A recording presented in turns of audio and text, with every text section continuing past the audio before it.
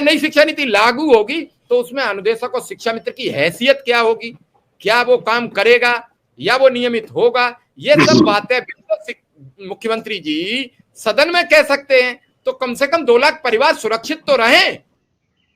आज के इस वीडियो में हम बात करने वाले हैं शिक्षा मित्र साथियों से जुड़ी एक महत्वपूर्ण और बड़ी अपडेट के बारे में, जो कि संदीप सिंह के द्वारा यहाँ निकल के आ रही है।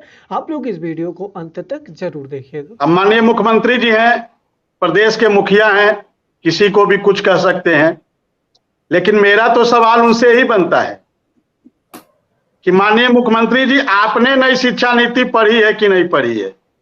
और यदि पढ़ी है तो इसका मतलब है आपने 5.5 नहीं पढ़ा है। मेरा सवाल सर मुख्यमंत्री जी से, क्योंकि मैं आज अनुदेशकों की जो मैं लाग लपेट करके बात नहीं करता, मैं सीधा बात करता हूं और मैं अधिकारियों को कोई दोष नहीं देता हूं। मैं दोष देता हूं तो उत्तर प्रदेश के मुखिया को दोष देता हूं, क्योंकि मुझे कहने में कोई गुरेज नहीं है। आज नई शिक्षा नीति पढ़ने पढ़ाने की बात आ रही है कि आपने पढ़ा, कि आपने पढ़ा, कि किसने पढ़ा। अरे कौन पढ़ा, कौन नहीं पढ़ा? और यदि जिसने पढ़ा, और पढ़ने की जिम्मेदारी किसकी है? सरकार किसकी है? भारतीय जनता पार्टी की है। तो नई शिक्षा नीति लागू कौन करेगा?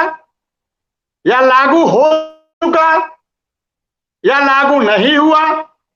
और उसमें तो लिखा है, देखिए कितना ये लोग स्पेस लेके चलते हैं कि 2030 तक। मैं गया था दिल्ली, मैं दिल्ली गया था 12 जनवरी को, और मैं जो उत्तर प्रदेश के जो सचिव हैं, जो नई शिक्षा नीति देख रहे थे उत्तर प्रदेश के, उनसे हमारी लगभग 40 से 45 मिनट वार्ता हुई। राम सिंह जी भी गए थे।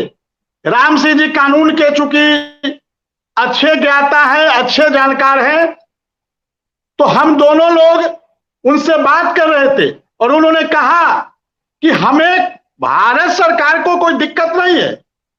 नई शिक्षा नीति में स्पष्ट रूप से उन्होंने कहा कि आप मानदेय बढ़ाने की व्यवस्था भेजिए, आप वहां से प्रस्ताव भेजिए, हम मानदेय बढ़ा देंगे।